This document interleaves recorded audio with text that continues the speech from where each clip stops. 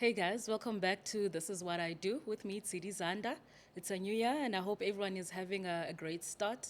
We are back like we never left to continue those amazing conversations with our guests, just to have a sense on how they started their careers and where they are now. And please continue to support the podcast and subscribe and support the podcast to get out of the hundreds. Let's get into the thousands. Today's guest is one of those amazing conversations. We are visited by Xolile Xaba, who is a tech innovator, a coder, entrepreneur, and the co-founder of Tabs Payments. Yes, ma'am. X, double X. How's it? How are you doing? I'm good. I'm Good, thank you. How's the year been? Oh well, it just started, but so far so good. It's just like your typical January. It's like all quiet. a continuation of 2025. Exactly. Thanks for coming. Thanks for saying yes. Awesome. Thanks for having me. I want you to relax a bit. I'm relaxed. I have a weird question to ask. Not weird, but I was thinking about it last night.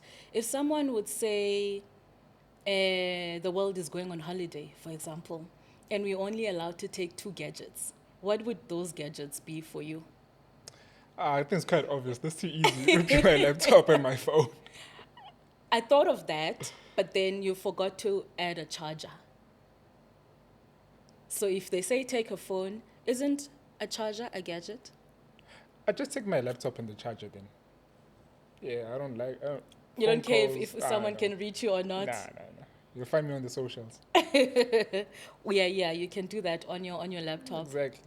I think for me it would definitely be my phone and charger. I don't understand, but okay. Yeah, I was curious. You know, some people say very strange things when you say take 2 gadgets. You are from Newcastle. Yeah, raised in Newcastle, Northern KZN, and so Yes. I'm your typical Zulu boy. I'm not sure what typical means. I'm your typical Zulu boy. Tell us about life in KZN, in Newcastle. What were you up to? I always tell my grandmother that the best decision that you did is moving us to Newcastle. Oh, you moved from where? We lived in a place called Enyanyatu, which Okay. is like it's a village in KZN, and Yeah. then my grandmother is a teacher, so when she started working, she moved us to Newcastle, and it was the best experience ever. I had a really lovely childhood. What made it lovely? We got exposed to the best of both. You know, we'd see people going to university, Yeah. graduating, starting businesses, and then we'd see people leaving Newcastle, going to university, come back with nothing. So we were like exposed to the best of both. It was like your typical middle class neighborhood. Most of the kids are just the same. We all go to the same schools. We just separate when it's time to go to varsity. So yeah, no heavy crime. Yeah. Yeah, it was amazing. There was no heavy crime back then. A lot of South Africa was like that. For sure. Yeah. Do you remember when you were a kid, the first technology, whatever it is that you were introduced to? Like, it could be a phone or whatever that introduced you to something and that made you curious about the tech space. What was it? And what happened? Yeah, that's an amazing question. So my grandmother, I think it was in 99, she bought an Ericsson, not a Sony Ericsson, an Ericsson with an aerial. I remember And it had those. faces that would change colors, Yes. like pink, red, blue. And when the phone rings, the aerial would have like a light bulb would go on the aerial. So that was like my introduction to technology. She was one of the first people I knew who had a mobile phone. Ericsson. Yeah. And did you try to open the thing? Oh, she wouldn't let us touch it. You were not allowed to use it. We talked to because we had already had like landlines, so Yeah. we'd like talk to extended families on Yeah. the phone. There was no loudspeaker, so everybody had to get like a chance to talk. Oh, they didn't have a loudspeaker. no loudspeaker. It's a new thing. Yeah, loudspeakers. I are forgot new about things. that. Yeah, so that was my early exposure with technology. A phone. I think for most Ericsson. of us. Ericsson. Oh, what a brand. Is it still alive? Yeah, it's still alive. They do other things now. So like yeah. most people don't know that these brands that were once mobile phones that have sort of like faded off the mobile phone market, they are now doing other things. They are manufacturing chips. So yeah, it's still around, just different business. Yeah. You taught yourself how to code. Look, my earring is coming off. You taught yourself how to code. How did you So manage that? my mother had just bought me this really cool phone. I think I was like late in high school when smartphones were just introduced, Yeah. and I wanted to know how to build the apps that were on the phone. So there was no computer at home. I had to teach myself with the computers at school. Weekends, I take a taxi to town in the library, read some C++ books, read some Java books. So you'd go to the library to read. Yeah, Interesting. the library was still functioning back then. Yeah, it was a thing. Yeah. And you had, like, the librarian was a bit clued up, or you just read yourself? Was there someone helping you understand what you were reading or something? I don't think that guy cared. Like, I just got there and I knew, because like the sections were labeled, so it was like computers, technology. So I knew where to go, and they would just let me do my thing. Nobody assisted except for the one guy at school who was the head of IT. Yeah. So he was the guy who was more like, his name is, we used to call him Chris Lind, Mr. Yeah. Lind. So he was the one who was invested in my IT endeavors, my tech endeavors. And could see how interested you were. And yeah, he was the only guy. He was the only guy who got it. Who got it? Yeah. Yeah. Because everybody else in the neighborhood were like, nah, bruh. And what's the first thing you built? Like, now that you've taught yourself this and that, what's the first thing you attempt to build? Still in high school. Okay, so I was like a news addict. I loved watching the news in high school. Like, when kids rush home to play Mortal Kombat, Yeah. I'd rush home to watch the news channels. That was... Indaba ditaba. Yep. 7:30, I'm there. So Okay. I wanted to build a news app. I also love reading newspapers, but I wanted to build something that would summarize the articles, because most of the time I'm rushing to school. I don't have time to read this 4-page True. article. So I built something that summarized articles into 250 characters, I think. That was like the first thing that I built. But then those articles were not written by me, so I would pull them from the popular news sites. Yes. I don't know if it's legal to That's do very that, smart. but that's what I would do. And the name, what it was called, Beesport, Business Port, because it was mostly just business articles. So who got to use this? It was just for you. Well, it was like I treated it like a business. Yeah. I treated it like a business because when I came to Joburg to study, I already had like a business plan, and I already had like the source code in a USB. Yeah. So if somebody calls me for a demo, I quickly go there, demonstrate how it works. So I sent it to a couple of people in my circle, and that's how far it went. Look what I've built, not look how this can help you. Yeah, but then that's when I learned. That's when like the lessons started coming through, because I Yeah. was so serious. Like, I would send everybody emails. If I send you an email and you don't reply, I'll be at your office the So you following reply, day. So yeah, I think that's what it taught me. Like, Is it? Yeah. I still need that app, but with social media, things are a bit brief now with the news. But for back then, very smart. Yeah, like that Very was like smart. over a decade ago. So Did your parents understand when you say, I want to do tech?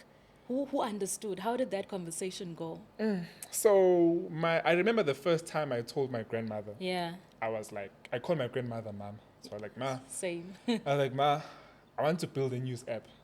And my grandmother was like, Utine? who's gonna read that? Who's gonna read those news? And she made an example of her brother-in-law, Yes. her late brother-in-law, and she was like, Usbari reads the newspaper. How is he gonna? The experience is that physical paper. Yeah. But I was like, ish, there's a market segment that I can go after. But she said something so important. She was like, it's fine, go after it. Go on, do it. Try and it. yeah, I think that's all that I needed. And yeah, she thought I had dropped it, and then when I was in first year, she saw me on the news talking about it. So yeah, those were like the early times. She's like one of the first people I told about it. Yeah. And yeah, my peers as well, who were clued up with how computers work. Yeah. Nobody knew how to build software, but we were all leveled up on how computers Yeah. work. And we had a subject called CAT, Computer Applications Technology. in school? my teacher then, and my accounting teacher, Mrs. Van Veek. Love that woman. And yeah, those are the few people that I consulted with. That got it. They didn't get it. But Yeah. they didn't say no. They didn't Don't say no. do it. Yeah. X, for anyone who hasn't come across your work, seen you, or any of the few interviews you've done, what would you say you do for a living? That question is so hard. It's not. It is, like, because I've moved from one place to another. Yeah. And at some stage, I was actually an employee. Like, I was a software developer for a company, and I stayed there for a very long time. Mm-hmm. So I would say that I'm a tech entrepreneur. Yeah, Okay. because even when I was employed, the entrepreneur in me was still in there, because I was in tech, but because I was a remote worker in South Africa, I would then handle like whatever deals were pending in South Africa. So the entrepreneur in me always follows me anywhere I go, anywhere and everywhere I go. So I think I'm a tech entrepreneur. Yeah, To sum it up. to sum it up. Okay. Tech innovator, don't you like that one? It's also, we can also squeeze it in there. It's okay. Tell us about school. You study where? Start doing, I think you did a bachelor in business management and accounting. Okay, I did a Bachelor of Commerce in Law, and then I majored in Business and Accounting Yes. at the PSN Institute of Higher Education. Yes. And so when I got in there, it was also, I've always chosen unconventional paths. So at school, I was in the top 10. So when you're in the top 10, bro, you need to go to these big universities. Yep. And I knew that I didn't feel like I was going to fit, because in grade 11, we had like a winter school program where we went to UKZN. And I was like, I love education, but I'm not sure if It's I for me. fit in here. And even with studying the Bachelor of Commerce in Law, I knew very well that I'm not going to be anywhere near that. But why didn't you do IT or information systems? I mean, you already knew where you want to go. So why Okay. start there? So I did not, the moment I left Matric, Yeah. I knew that I wanted to be an entrepreneur. I knew that I don't want to be a tech employee. So if I had gone the computer science route, it would have been like, I just wanted something to equip me with the business world, because I was already exposed with the tech, but I did not have much exposure on the business side of it. Got you. Yeah, so that's why I opted for a BCom law. Smart. Yeah. All right, I understand.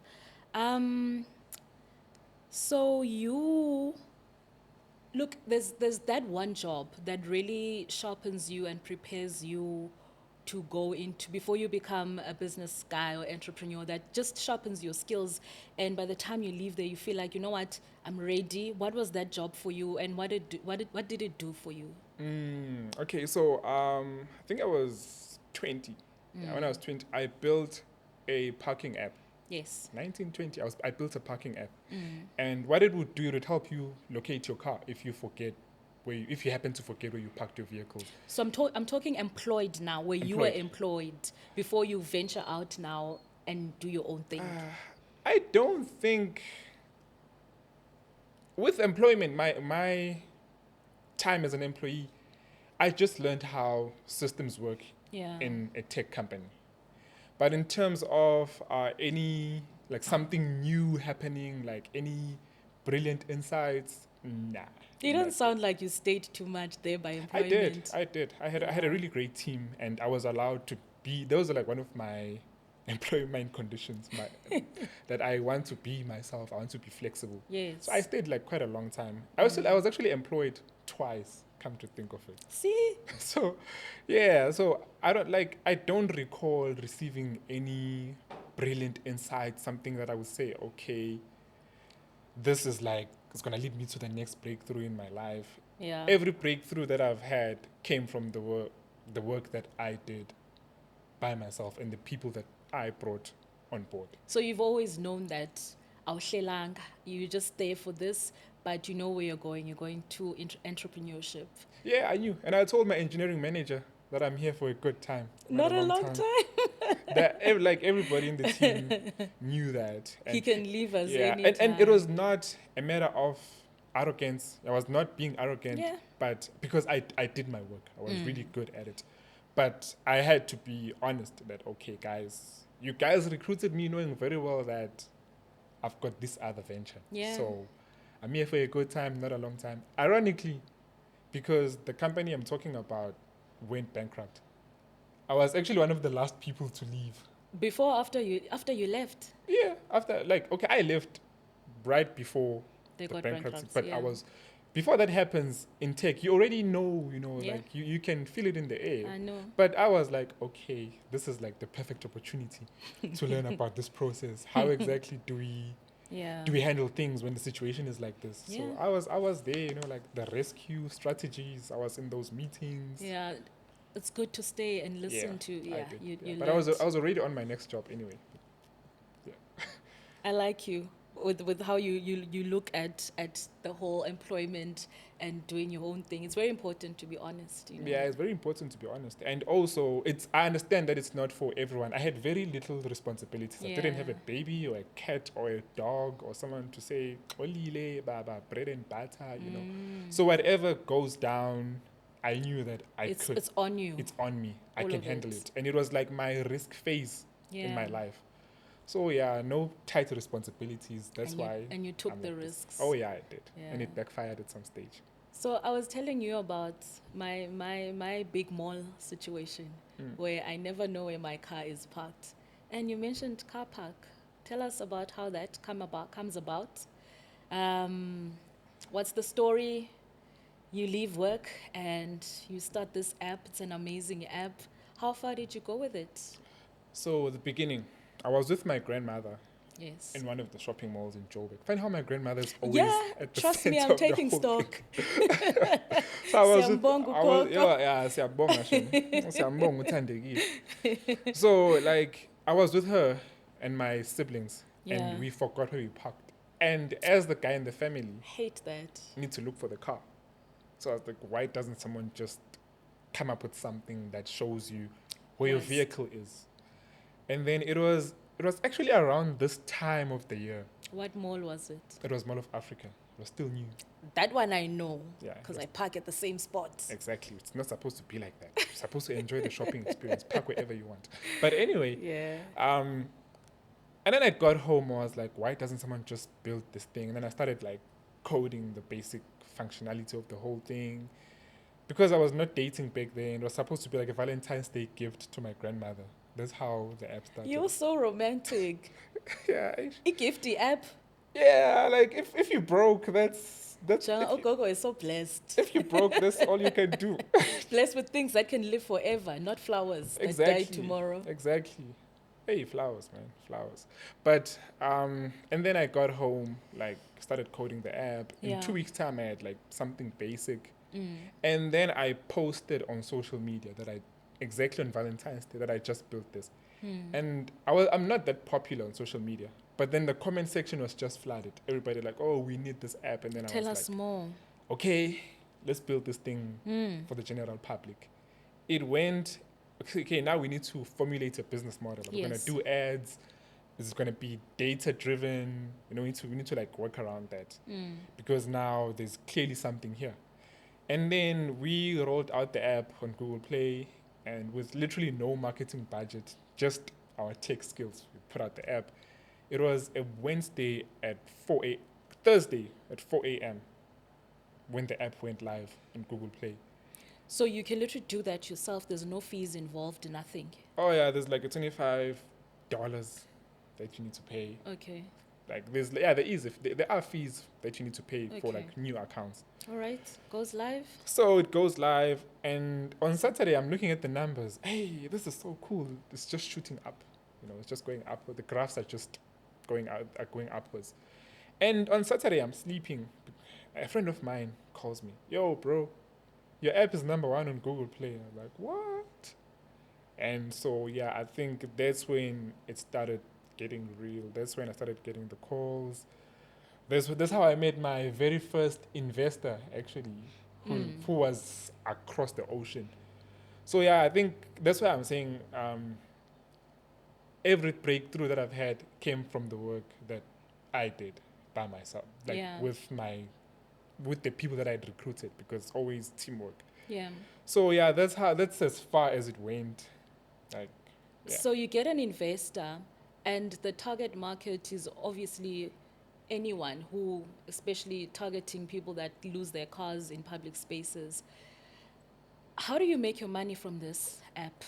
So I think the first money that the first few cents that we made, Yeah. I was part of an incubator program, and then like they set us up in an office.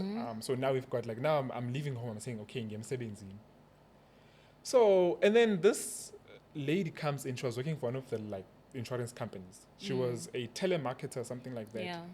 And I said to her, I've got a database of like over 4,000 people.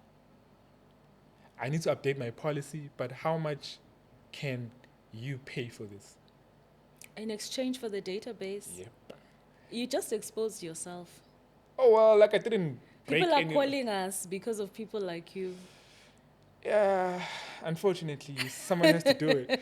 But that was like, that's how we were like making the money back then. And Okay. she went on to her employer and she was like, okay, there's this kid who has this and that. And then the employer like sent me an email and we had a meeting. Yeah. And then I became the guy who was supplying them with data for some time. So as an ordinary person, would I be required when I download the app on Google Play, how much do I pay now to use the app? And also just touch on how the app works. Okay, so we went for the freemium model. You don't pay to be on social media, Yes. but somehow social media gets paid for you being there. Yes. Somehow. So Yeah. that's what we said. We said like we're not gonna charge the end users, but the end users are gonna be our gateway to the money. Yes. So I'm not sure if I'm answering your question. That's how. So Okay. there wasn't a fee after you've No, there wasn't a downloaded fee. the app. You can use you can use it without any monthly fees. Let's say maybe it's 15 rand for me to continue knowing how, like if I lose my car, for the app to continue being active. I didn't have to pay anything for it. So my research, yeah, you didn't have to pay for, to answer your question, you didn't have to pay for it. Okay. Because my research told me that South Africans were not willing to pay for consumer-based applications. Back then, Back yes, then, it was, because it was like a completely different environment. People did not want to. If the moment WhatsApp started charging people, we were all gone. We were all on to the next one. That's true. So I knew, that, and that's a consumer-based application. Yeah. But people are willing to pay if the app is attached to an asset. If it's maybe it gives you access to a vehicle, it gives you access to property, it gives you access to like a tangible asset. People are willing to pay for that access. But for a consumer-based application, everybody was like, Xolile, you'll have to miss me with it. Yeah. It has so it's so it, like I think it's so great. It could have been bigger than it is. I think I said to you revisit it, but Masiyeke, but I really think I promise you, I'm gonna. It's so easy Revisit to it. maintain. That's the beauty of it. Yeah. It's just that like I was still a kid back then. Yeah, like, yeah. I can't be this old and working on parking apps. Like I know. yeah, I like know. I'm too old for that now. Yes, and you are not that old, by the way. Yeah, really not that old. So you go on and you start another venture with the co-founder with Tabs Payments. Oh yeah. Tell us about that journey and what's the new venture now? So we wanted to tip the car guard, but we didn't have cash with us. So we were like, what if we just build something to digitally pay the car guard? That was the light bulb in that moment. You really care. Yeah, I do. Yeah. That's why we're in tech, because we care. Tech is about, software is about humanity. Look, the thing about car guards gets tricky because you don't know who is legally there. Because people just take chances. Umuntu akanamali yokuphuza, let me go pretend to be a car guard. How careful were you with making sure that things are when you take that route, it's good to care, but there's so many things to consider. Well, it's like I saw it like this, because like that question came up Yeah. as we had built the product, started onboarding the car guards. But I was like, if I'm employing you in my company, what you do with your salary has nothing to do with me. As long Yeah. as you render your services to me.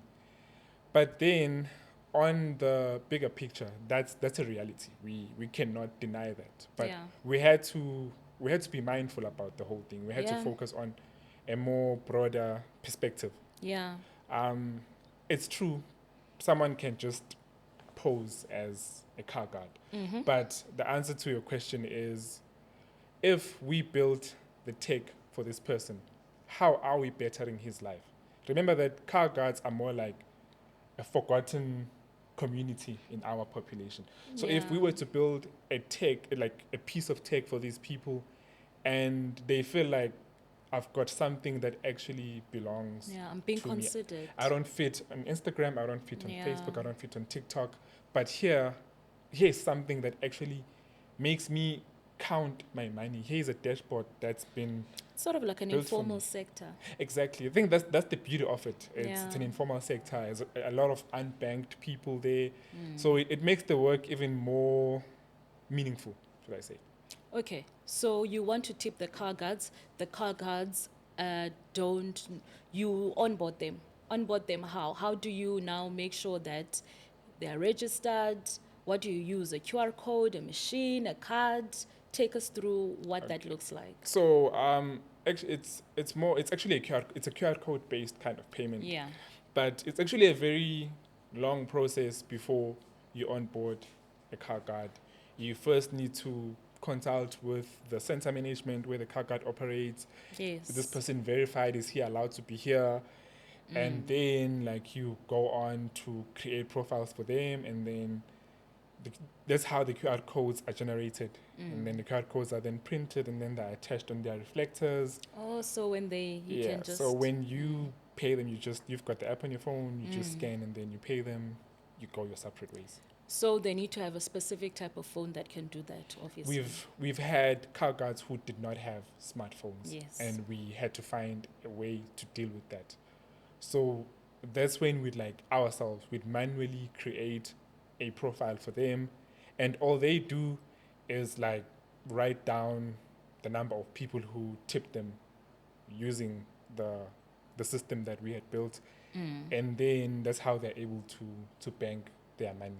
Okay. Yeah. How do you make your money?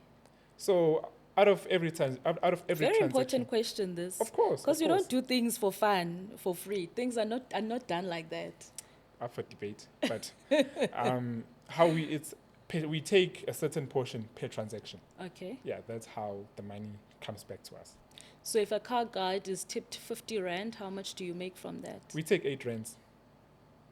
8 Rands is what? 35, Yep. 40? Yeah. Basically, Percent. yeah, it's a numbers game. So Yeah. if when we always tell them this, if it's not about what I take, it's about the number of people that tip you with the app on a particular day. And also solving the problem that not everyone always has cash. Exactly. It's So not aware sometimes. that's the response that we get. Yeah. So it's a numbers game. If you get like 10 transactions per day, Yeah. that guy has groceries for the day. That guy has eaten. His family is fed. So yeah, it's a numbers game. You know your target for the Yes. day. Yeah. And the money they make on that day is instantly paid to them.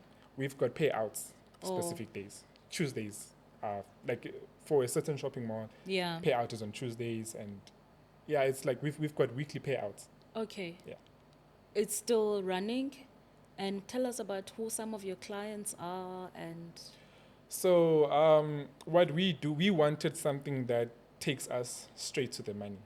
We've had apps, we had like products where there would be like a lot of red tape between us and the money. So with this particular one, we just wanted to go straight to the money. So you as the driver, you are the person who owns a vehicle, the one who tips the car guard. Yes. You are a client, a customer to us.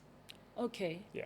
Oh no, instead of making the malls and the malls management, it's just to respect their space so Exactly. that they don't find Yeah. you. They're signing up people without permission. So, with like that space is really tricky Yeah. because car guards are not formally employed by the mall. Mm. Car guards are basically self-employed. There's no union involved. There's no union. So you only work with the shopping mall because they need to know that you are there. You don't want the car guards to get dismissed just because you came there and then you kicked down the doors. True. So that's how far they get involved. It's just us complying with their policies, and that's just about it. And this is there's two co-founders. Tell us about what your roles are in this particular project. What does one co-founder do? What does one co-founder do besides founding the company? How do you split responsibilities? So I'm more of the tech brains in the business. I also have the nose for the dollar. I also know where to monetize next. Okay. And then my co-founder is more of a strategic person. She knows how to make all these ideas come alive. So you can say that she's actually the backbone behind me. You're the brains and she's the implementer. The implementer. She knows how to set up the meetings. She knows how to, she has this really brilliant approach when it comes to creating relationships. I mean, for a product like this, you do need a banking partner at some stage. She's the one who arranged that. Yeah. And our backgrounds are similar but different in a way because my background is in tech as a software developer and she's a corporate girly. That's how I introduce her to people. She's a corporate girly. She knows how to maneuver in those spaces. So she brings the class into this whole thing. She brings like the elegance, and I bring the efficiency. I bring the innovation. That's how we merge. Look, a lot of people now do have smartphones, and one of them can even be coming across this episode.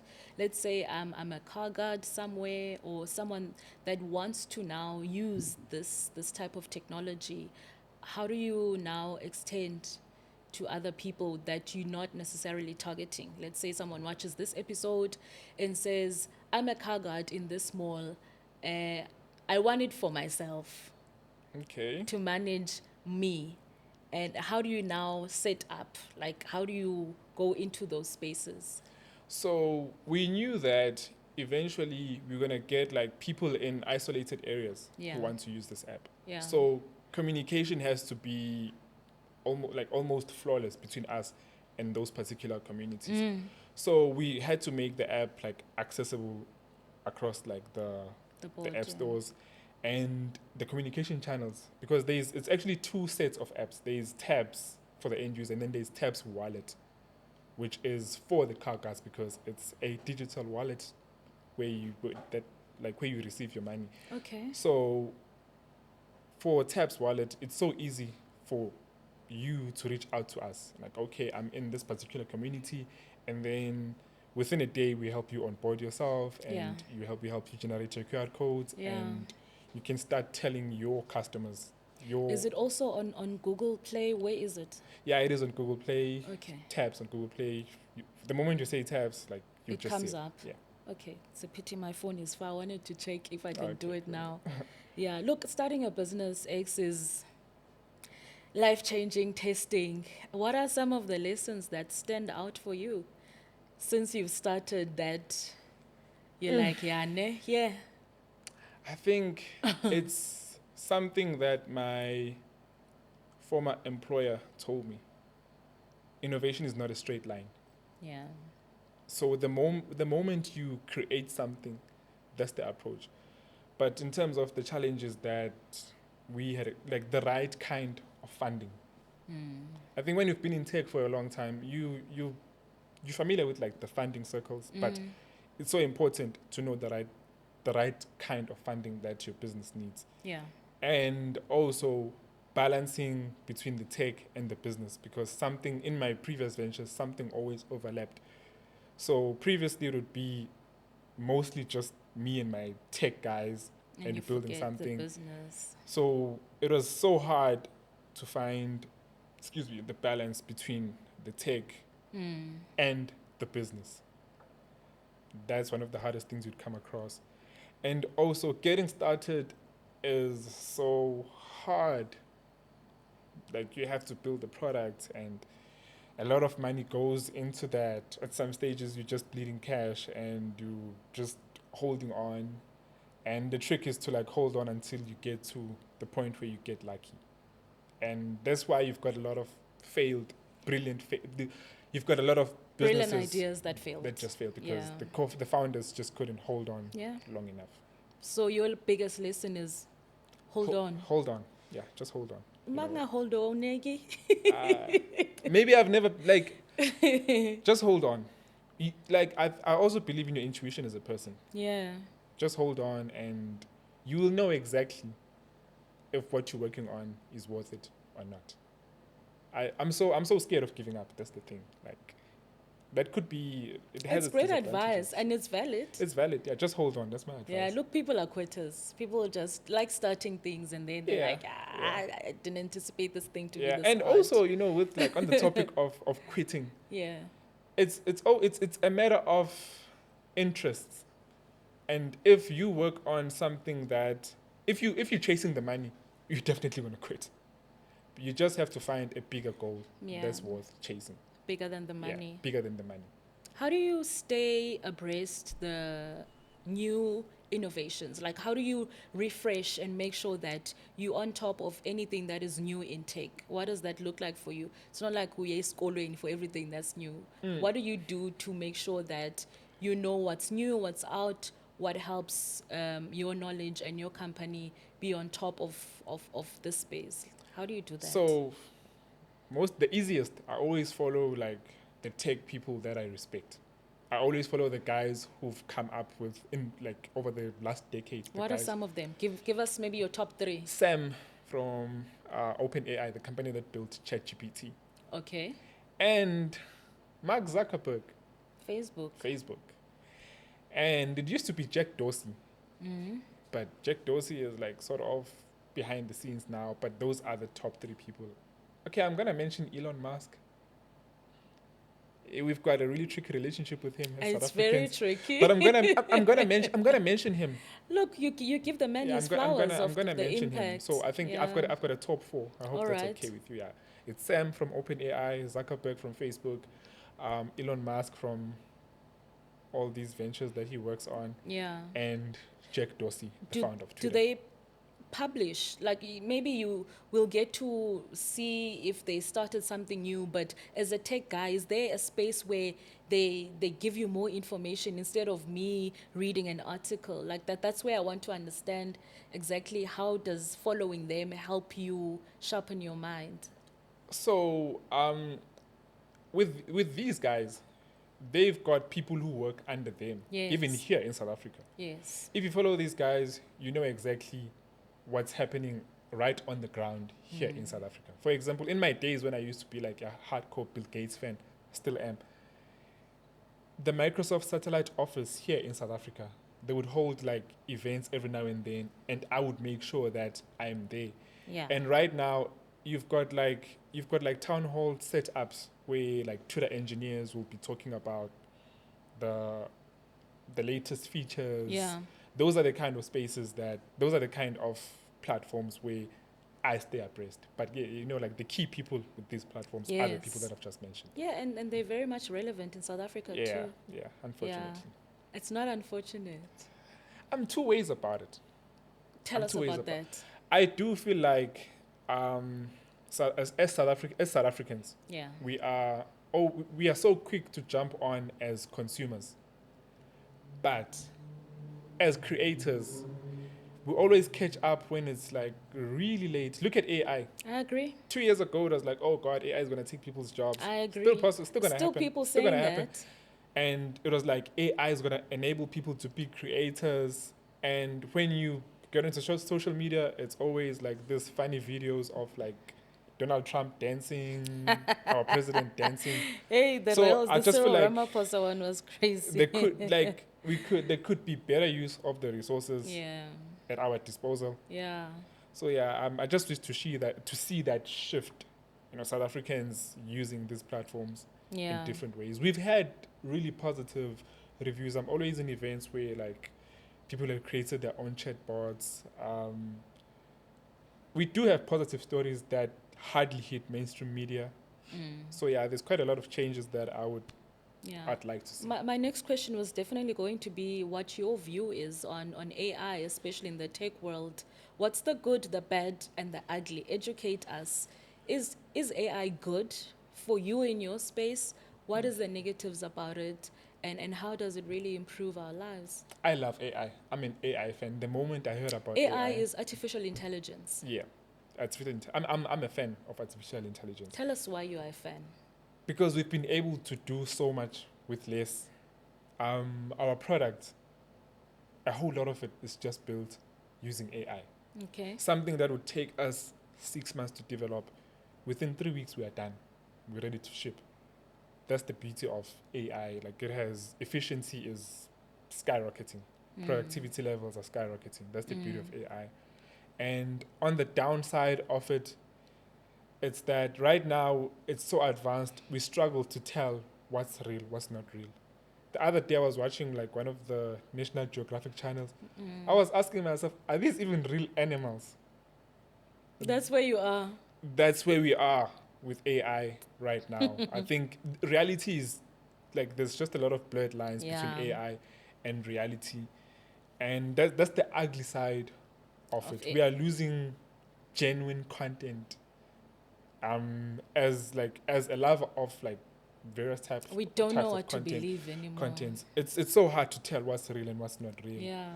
And also you've heard like people getting scammed, especially the older generation. Suddenly, like like this billionaire is talking about this money making scheme, and people like lose their retirement funds to those kind of things. Yeah. So that's like the real dark side of AI. The I'm not too ugly. worried about AI taking people's jobs because I think it was in 2023, a colleague of mine was like, don't worry about AI taking your job. Worry about your core employee who's using AI to advance his or her skills. That literally shifted the whole fear of AI taking people's jobs. That person will not be there for much Yeah. longer once they know how to use AI. Exactly. How do you think South Africa is doing in terms of where we are? You just mentioned it that we are lagging behind, but in technology in general, where is South Africa compared to the world? Are we winning? Are we losing? Or are we getting there? We are somewhere in between. I'd say we are getting there. Okay. I'd say we are getting there because when I entered the space, everybody was talking about because I was lucky that I was able to engage with like quite a few CEOs of big companies, and everybody was talking about there's no talent in South Africa. It's hard to find like talented people. And as the years went by, now we've got like a bunch of talented individuals. Talent is no longer a problem. But then let's go on to the creating side of it. I feel like technologies in South Africa are underfunded. We are over mentored and underfunded. Yeah. And so I think that's where we are. And in terms of the world, we are not where we are supposed to be because our technologies are not really solving our Everyday needs. everyday needs. We tech entrepreneurs look at American companies and they want to imitate those models. Whereas I do feel like there would be a broader opportunity if we all just went back like, okay, this is what we're dealing with at home. We've got like the water is dirty. Let's build technologies to purify that water. Yeah. People don't have access to electricity Yeah. in certain remote areas. It's just like a whole lot of problems that I feel like if we were to solve these problems, adapt the technology to the real problems that are real to the people that are there, instead of copying what is trending and making waves in America. Exactly. So I get a whole lot of guys who want to build something, but they're solving problems for Americans. And I was like, if you can solve your neighbor's problems with your technology, then you'd see direction in what you're building. Very good point that you're mentioning. I hope they are listening. Hopefully. Yeah. They'll listen one day. Look, when I was coming up, there was computer science, IT, information systems. Would you encourage anyone to take that route today to get into the tech space? It's not necessarily what you did, but are these subjects, I mean, these courses still relevant? Like now there's AI, there's also robotics. A young person that is interested in what you do, how would you advise them to start their career path? I do advise people to go to school. And while you're going to school, I also do advise you to make use of the tools that you've just mentioned to enhance your studies and your career Are path. computers still important though? Yep. Well, you and I are here because of computers. There's a computer behind your gadget. There's a computer right there. So yeah, computers are like the lifeline of everything Yeah. that we are doing. So yeah, I do encourage people to go to school for it. I do wish to see some changes in our education system. Like? I'd like because every time when we are hiring, we've got a problem with people who just know the theory part of the technology. I'd like to see more practicals. I'd like to see people going into like doing more field work right from first year, Yeah. because a whole lot of courses you start doing field work in your final year. I'd like to see that, and then that's when you realize that no man, I can't do this. This is not meant for me. So I'd like to see field work like early on in the studies. Yeah. First year level, I like to see people going into the And offices. it's actually a field that you can start working as you are studying. Exactly. Yeah, also, it's also the drive Yeah. behind it. We are not driven on the same levels. True. So I never really expect people to do it the way that I did it. Like, it's okay to go to school. It's okay to study computer sciences. Just like do some things on the side as well, so that because with tech, it's like portfolio driven.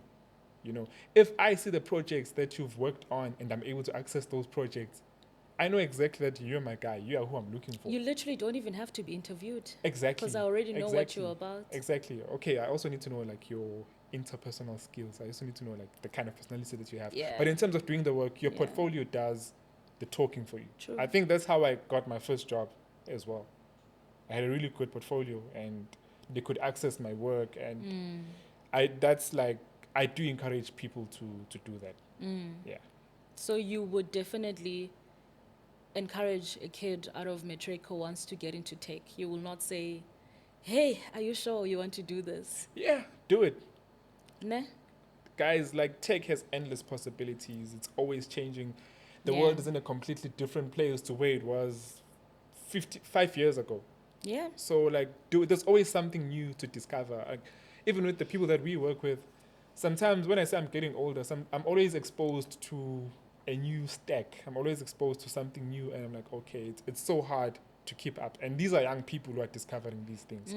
So yeah, by all means, get into tech. Even if you're not young, get into tech. Out of all the projects you've had, which one stands out for you where you're like, yeah, ngisebenzile la? Taps. Yeah, taps. Like the risk that it. And you're still working. I wanted to ask you before I forget, the South African payment system is something that also needs to be taken into consideration, compliance. How are you handling that? So what we did was we took an open source paygate that's already out there, and then Okay. we integrated it into our platform. So this is a trusted paygate that people are already using without even knowing that they're using it. Okay. So we've got zero worries about security. We've got zero worries about compliance. And if you didn't have this pay gate, what would have been different? We're going to build our own paygate from scratch. Okay. In fact, that's how I used to do things back then. And that's how I was going to do it if I had like founded the company by myself. I was going to build a new paygate from scratch, and it would have taken me 2 years to build it. 2 years. Yeah, but then a meeting of minds was like, Yeah. okay, guys, right now we are not necessarily focusing on building the tech. We want to build a system. So let's just take the fastest way that we can take, make sure that it's reliable, and we're good to go. And this is where you are focused on currently. Yeah. Any future things? Where are you? Oh, future things. It's so hard to tell right now because I've learned the power of focusing, not to put your eggs in one basket, Yeah.